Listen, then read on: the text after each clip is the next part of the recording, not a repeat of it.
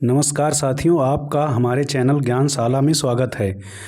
हमारा चैनल महत्वपूर्ण प्रश्नों की श्रृंखला लगातार ला रहा है, जिसमें से आज पॉलिटी पे आधारित कुछ प्रश्नों को समाहित किया गया है। आज के खंड में भारतीय संविधान और राज्य व्यवस्था के भाग से नागरिकता वाले चैप्टर को उठाया गया है।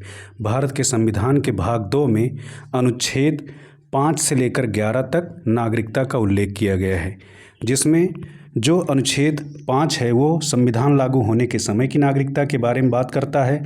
अनुच्छेद 6 कुछ वैसे व्यक्तियों के नागरिकता अधिकार जिन्होंने पाकिस्तान से भारत में प्रव्रजन किया है, उनकी नागरिकता की बात करता है।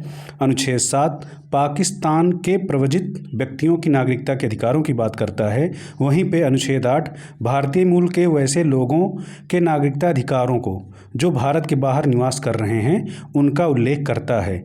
इस कड़ी में अनुच्छेद 9 जो व्यक्ति स्वेच्छा से विदेशी राज्यों की नागरिकता प्राप्त कर रहे हैं उन्हें नागरिकता के बारे में उपबंध करता है। इसी प्रकार से अनुच्छेद 10 नागरिकता अधिकारों की निरंतरता के बारे में उल्लेख करता है। अनुच्छेद 11 है संसद द्वारा कानून बनाकर नागरिकता अधिकारों के नियमन की सेवा शर्तों की बात करता है। इस कड़ी में जो पहला सवाल है वो ये है कि भारत के संविधान के किस भाग में नागरिकता का उल्लेख किया गया है। तो भारत के संविधान के भाग 2 में नागरिकता का उल्लेख किया गया है, यानी कि ऑप्शन बी इसका सही जवाब है। इस क्रम में क्वेश्चन जो 2 है, भारत के संविधान के किस अनुच्छेद का संबंध नागरिकता से है। विकल्प ए अनुच्छेद 5 से 11 की बात करता है, विकल्प बी अनुच्छेद 1 से 4, विकल्प सी अनुच्छेद 12 से 21 अथवा विकल्प डी इनमें से कोई नहीं। तो प्रश्न 2 का जो सही जवाब है वो है ऑप्शन ए अनुच्छेद 5 से 11। क्वेश्चन 3 नागरिकता के नियमन संबंधी संसद के अधिकार का उल्लेख किस अनुच्छेद में किया गया है। ऑप्शन ए अनुच्छेद 8, ऑप्शन बी अनुच्छेद 9, ऑप्शन सी अनुच्छेद 10 और ऑप्शन डी अनुच्छेद 11। तो क्वेश्चन 3 का जो सही जवाब है वह है क्वेश्चन 3 का सही जवाब है ऑप्शन डी अनुच्छेद 11। प्रश्न 4 के अनुसार भारत में नागरिकता का प्रावधान किया गया है, यानी कि भारत में किस प्रकार से नागरिकता दी जाती है। ऑप्शन ए एकल नागरिकता, ऑप्शन बी दोहरी नागरिकता अथवा ऑप्शन सी दोनों विकल्प सही है अथवा ऑप्शन डी दोनों विकल्प गलत है। तो क्वेश्चन 4 का जो सही जवाब है वो है ऑप्शन ए भारतीय संविधान एकल नागरिकता के प्रावधान की बात करता है। क्वेश्चन नंबर 5 नागरिकता को संविधान के तहत किस सूची में वर्णित किया गया है।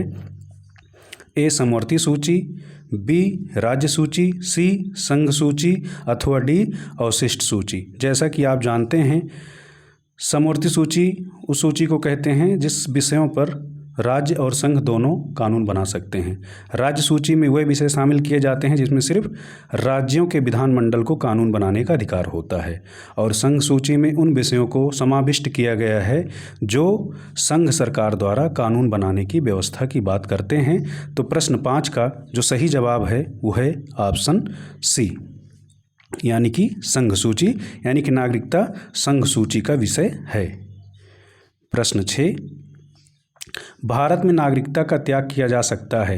ए स्वैच्छिक त्याग द्वारा, बी समाप्त किया जाना, सी सरकार द्वारा अथवा डी इनमें से सभी सही हैं। तो प्रश्न 6 का सही जवाब है डी इनमें से सभी विकल्प सही हैं।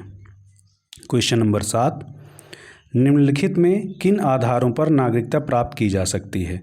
ऑप्शन ए वंश के आधार पर, ऑप्शन बी पंजीकरण द्वारा, ऑप्शन सी प्राकृतिक रूप से अथवा ऑप्शन डी उपरोक्त सभी। तो भारत में इन सभी प्रकार से नागरिकता को प्राप्त करने का प्रावधान है। तो प्रश्न 7 का जो सही जवाब है साथियों वो है ऑप्शन डी उपरोक्त सभी विकल्प सही हैं। क्वेश्चन नंबर 8 नागरिकता अधिनियम 1955 के अनुसार पंजीकरण के आधार पर नागरिकता प्राप्त करने हेतु न्यूनतम निवास की अवधि क्या है। ए 5 वर्ष, बी 6 वर्ष, सी 10 वर्ष अथवा डी 7 वर्ष। इस प्रश्न का सही जवाब है डी 7 वर्ष। क्वेश्चन नंबर 9 नागरिकता प्राप्ति के लिए आवेदन की न्यूनतम आयु सीमा क्या रखी गई है? ऑप्शन ए 30 वर्ष, ऑप्शन बी 21 वर्ष, ऑप्शन सी 25 वर्ष अथवा ऑप्शन डी 18 वर्ष।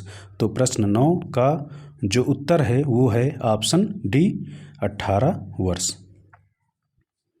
क्वेश्चन 10, निम्नलिखित में से किस परिस्थिति में किसी व्यक्ति को नागरिकता से वंचित नहीं किया जाता है? ए, आम चुनाव के दौरान, बी, आपातकाल लागू होने पर, सी, देश जब युद्धग्रस्त हो अथवा डी, उपरोक्त सभी विकल्प सही हैं। तो प्रश्न 10 का जो सही जवाब है वो है ऑप्शन डी, उपरोक्त सभी विकल्प सही हैं। क्वेश्चन नंबर 11, पाकिस्तान से आने वाले व्यक्तियों हेतु नागरिकता संबंधी प्रावधान का उल्लेख किस अनुच्छेद में किया गया है? इसका जो विकल्प है वह है ए अनुच्छेद 5, बी अनुच्छेद 6, सी अनुच्छेद 7 और डी अनुच्छेद 8। तो क्वेश्चन नंबर 11 का जो सही जवाब है ऑप्शन बी अनुच्छेद 6। क्वेश्चन नंबर 12, भारत के संबंध में निम्न कथनों पर विचार कीजिए। ए, एकल नागरिकता का प्रावधान है, बी, एक नागरिक जन्म से ही राज्य का मुखिया बन सकता है, अथवा तीसरा कथन किसी विदेशी का किसी भी परिस्थिति में नागरिकता से वंचित ना किया जाना।